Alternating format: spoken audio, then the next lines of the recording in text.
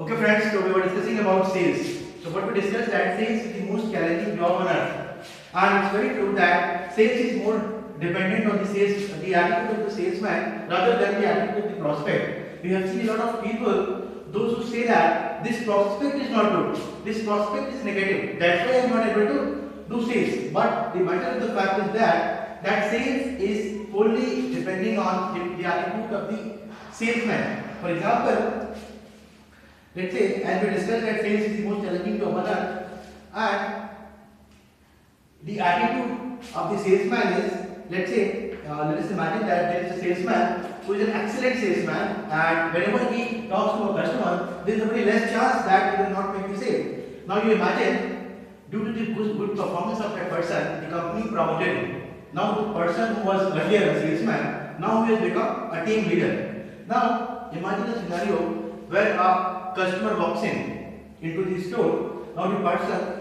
once he was a salesman, now he is a team leader sitting in his cabin. Now what he feels that if my team member, my salesman, if he talks to that person, to that prospect, maybe that he will come up with a value of 3x on the table. But if I talk, because I was a good salesman, if I talk, I will put the value of 10,000 rupees or 10x. So now what he feels, he immediately comes out of the cabin and he says, you come behind and I will talk to this customer.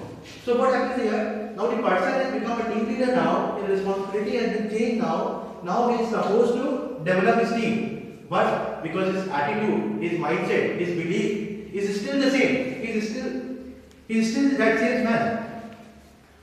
So what I was trying to do that, it is the faith and the belief of that person that must be changed. No matter you are increasing a person's salary, no matter you are increasing a person's designation, no matter you are giving a caring a lot of benefits, but until and unless the faith or the belief of that person does not change, he does not change. So that's why he must be having the attitude. That's why we are discussing about the mindset. So we have decided to come into sales. First we need to understand that what are different mindset that we must have. The second most important thing that you must understand, let's say, what will be the career span of we people. If I say 25-30 years of our career, that would be the career span. If I ask a question to you, that when will we have the perfect condition for selling, what will be your answer? Maybe that somebody will say, sir, if there is no competition, it will be very easy for us to say. Maybe that economy is booming like anything. Maybe the Sensex is at 50,000, Nifty is at 20,000, and everything is going good, economy is booming, employment is generating so much. But will it be possible? No. It will never happen. At least in our career, it is not going to happen. So what we can think about it, we can think that the customer is not going to cheat, customer will always be demanding, boss is not going to cheat, boss will always be not supportive, our colleagues, they will always be not supportive, company will always be demanding. So what we can do? We can think that in the prevailing scenario, in the existing scenario, what we can do to improve upon us. So that was the thing that you must understand. Next thing that you must understand, that as all the 5 fingers in our hand, they are not similar. In the same way, no two customers are same. In the same way, no two situations are same. So there is no specific selling method. There is no specific selling style that a salesman can adopt. You have to see that what is the mindset of the customer. You have to see that what is the mood of that customer, what is the need of that customer, and according to that, you need to think that what best product you can offer to that customer. It may be possible that a customer has an obvious need. For example, let's say you are looking for a bag, and there is a customer who wants to have an FD of 1 lakh rupees. Now this customer is very clear that he needs 1 lakh rupees FD, and that customer gives you a call and says that, okay, come and open 1 lakh rupees FD. Now as a salesman, what you will start thinking that this customer is having 1 lakh rupees, so why not we sell other products to this customer also? But now the customer says, no, I am very clear, I do not need any other product. You sell me this product only. So you need not to understand the need of this customer. This customer does not have any objection that you can handle, just need to close this deal. Now imagine a second scenario. You have gone, you have met with the customer, you have asked a lot of questions to that customer to understand the need of that customer, but at the last, customer says, the customer says that it's true that I have a need. It's true that I have a need. You have explained me everything so well, but I want to discuss it with my wife. But I want to discuss it with my parents. So do one thing. You come after 2 days. You did everything. You followed the whole sales cycle. You started with the opening. You tried to close. But now the customer says, come after 3 days. What will you do? You will again come after 3 days. Now, after 3 days, when you visited the customer, now his wife is there, his parents are there, 2 of his friends are also there.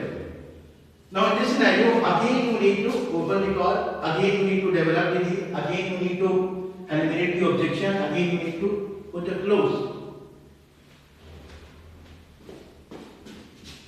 So the whole sales process I was talking about, opening, developing need,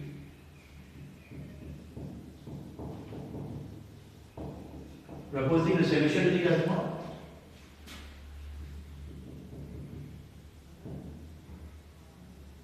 then eliminating his doubts, and then closing. So now you have to repeat the whole procedure. Why? Because now there are different people, they will be having different doubts. You have to again handle those doubts in that manner. That's why I said that no 2 customers are same. So there is no specific method of sales. But yes, if you want to do sales, you must understand the standard procedures. Sometimes you need to follow the whole procedure, sometimes you need not to understand the need, sometimes you have to repeat the process 2-3 times. Third most important thing is the rejection. This rejection is something that is very inherent in sales. Just imagine a scenario where your boss gives you a data of 100 customers. Now you are supposed to give call to this 100 customers. You started doing cold calling, and let's say out of this 100, you call 100 customers, but how many customers will talk to you? Not more than 50. 50 customers will talk to you. Rest of the 50, either they are busy, their phones are switched off, they are on the way, they are doing something, they will not respond. Only 50 customers will talk. Out of this 50, again only 25 customers are there who will talk with you properly. They will listen to you. So let us put it here, 25. Out of these 25, you will get only somewhere 10 appointments. When you will be meeting these 10 people, when you will be trying to understand the need of these people, you will be eliminating all the doubts of these people, you will put close. After this, so much of your effort, you will get somewhere 2 customers closed. That is the level of rejection we get in sales. We start with 100 and we end with 2. So rejection is something that is so inherent, you will encounter with this rejection every day. And it's true that rejection gives us a lot of demotivation. Rejection puts us a lot on the low energy side. But now you imagine why this rejection comes. I am giving you 2 scenarios. There are only 2 cases where you can get rejection from a customer. There is a case where you are meeting with a customer and you try your all best to understand the need of the customer. The customer said, okay, I am convinced, yes, I need this product, but the problem is that my need is not immediate.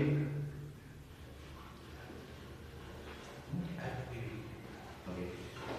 So the customer says, I have the need, but I do not have the immediate need. It means that was not meant for your customer. Maybe that you can encounter to this customer later on. So you should not bang upon you that yes, due to some reason I was not able to close the sale. In the next scenario, you met with the customer to talk everything, but due to some reason you were not able to sell that product. Maybe due to the lack of product knowledge, maybe due to the lack of selling skills. So now what is the outcome? You must think that how can you improve your product knowledge? How can you improve upon your selling skills? So in both the cases, you need not to demotivate yourself. You should always try to be motivated, enthusiastic, and these are the key things in sales. Now when you are going and meeting with a customer, I'm writing here 3 words. we'll try to understand what are the use of three words.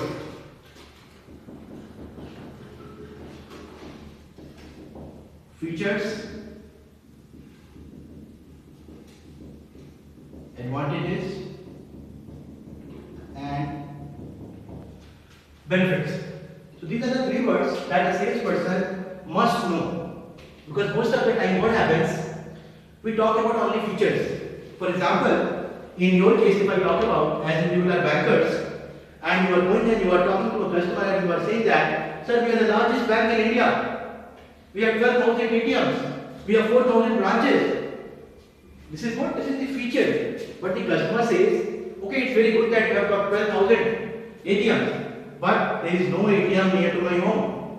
There is no ATM or there is no branch near to my home. So what benefit I am getting out of it? So whatever feature you are trying to sell, if you are trying to sell only features, what customer will feel? Let's say you are talking about 20 features. Now the customer will feel that yes, it may be possible that your product has got all the features, but every feature must be attached with a price. So if until and unless customer does not get what is in it for me, what is the benefit I am going to get out of it, customer will not purchase your product. In the same way, advantages are when we compare our product with other competition. So let's say you are talking about 20 advantages, and on all the 20 features you are saying this is a feature that we have and our competition does not have. What customer will feel? Customer will feel that this person is lying, because it cannot be possible that all the features only this customer or this company is having and rest of the people are not having this feature. So we must be very careful that we must try to sell benefits. We should not try to sell only features or only advantages.